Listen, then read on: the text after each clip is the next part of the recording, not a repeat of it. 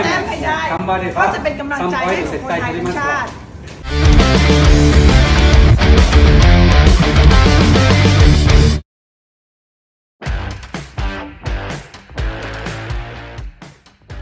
Dalam beberapa waktu terakhir, gembar-gembor soal Indonesia yang akan keluar dari AFF kembali menggema. Ya, bisa dibilang hanya di Indonesia, yang mana di turnamen level senior, tapi malah menurunkan skuad mudanya. Tapi meski begitu, menariknya, gaung dari ajang ini tetap menyamai kompetisi atau turnamen kelas atas, di mana puluhan ribu supporter selalu memadati tribun stadion setiap kali timnas Indonesia bermain. Tentu hal ini menunjukkan bahwa sepak bola begitu dicintai di Indonesia, hingga membuat pakar sepak bola Vietnam Quang Tung menyebut bahwa Federasi Sepak Bola Asia Tenggara rugi besar jika timnas Indonesia pilih mundur dari federasi, sebab Indonesia mempunyai ratusan juta orang yang sangat mencintai sepak bola. Ia menyebut bahwa kerugian besar bakal dialami AFF jika nantinya ditinggalkan oleh Indonesia, sebab semisal exposure yang menurun, sponsor yang kemungkinan enggan mendekat pun hingga level kompetitif turnamen juga ikut menurun. Apalagi fanatisme di Indonesia itu juga yang mengangkat gaung turnamen garapan AFF, mulai dari Piala AFF U16, U19, U23 hingga senior. Karena itulah Quang Tung sangat menyayangkan jika PSSI benar-benar meninggalkan AFF. Kalau Indonesia benar-benar pergi, pasti rugi AFF. Kita punya 10 anggota, Indonesia anggota aktif. Sekarang rugi, mereka pergi. Negara berpenduduk ratusan juta orang dan sangat mencintai sepak bola, namun mundur dari AFF merupakan kerugian besar bagi masyarakat luas. Ucap Quang Tung mengutip dari Soha.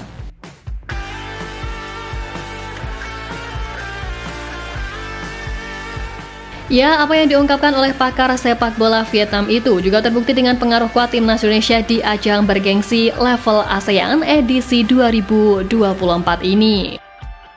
Dengan keputusan PSSI dan pelatih Sintayong yang memilih mengirimkan timnas Indonesia U22 untuk menghadapi Piala AFF 2024, media Vietnam Soha Vian menilai bahwa hal tersebut menjadi salah satu faktor menurunnya daya tarik di turnamen tersebut.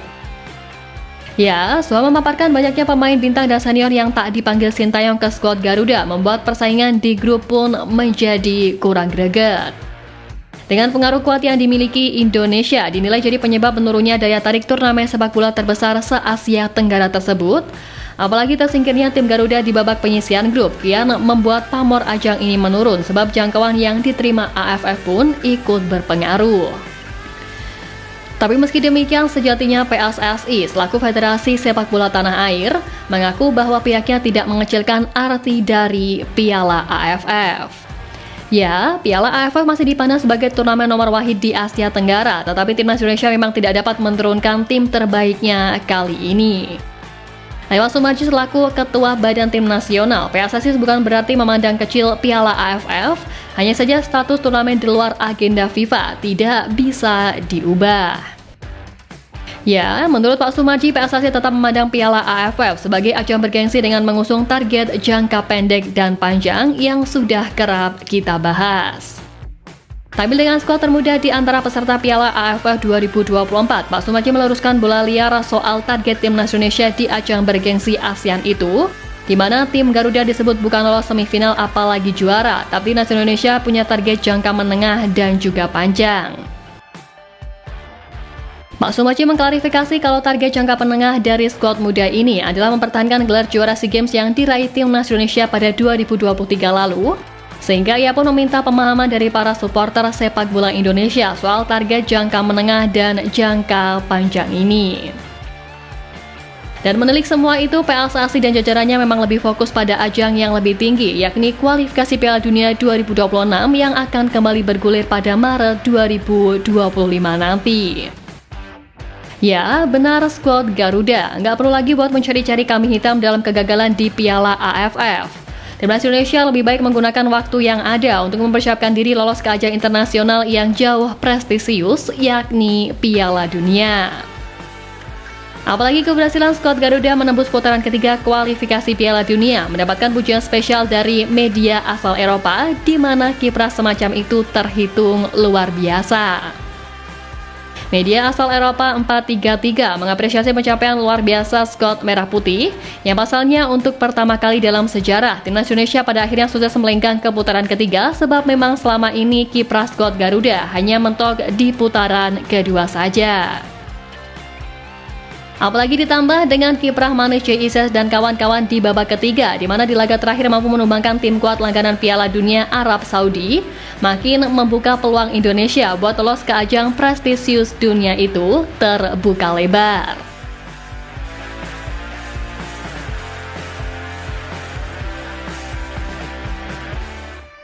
Ya, gebrakan besar yang dilakukan Indonesia di era sekarang memang tak lepas pula dengan melibatkan pemain berdarah Indonesia yang berkarir di Eropa untuk meningkatkan kualitas permainan serta peringkat dari FIFA tim nasional. Kehadiran pemain-pemain naturalisasi ini juga berhasil mendongkrak kualitas tim yang selama ini selalu menghadapi kesulitan kala melawan tim-tim Asia dan dunia yang lebih kuat. Ya, mereka tidak hanya menambah kualitas teknis dan taktis, tetapi juga memberikan energi baru bagi timnas Indonesia untuk bersaing di level internasional. Dampaknya pun mulai terlihat dengan timnas Indonesia yang mampu mencapai prestasi yang sebelumnya hanya menjadi mimpi untuk lolos ke putaran ketiga kualifikasi Piala Dunia untuk pertama kalinya dalam sejarah. Hasil ini pun juga memicu kekaguman di kalangan publik dan juga mendapat perhatian luas dari media internasional khususnya Eropa. Dalam laporan mereka, Euronews.com memuji strategi naturalisasi yang dilakukan oleh Sintayong dan mereka menganggap langkah tersebut sebagai salah satu upaya penting untuk membawa Indonesia ke level yang lebih tinggi di sepak bola dunia.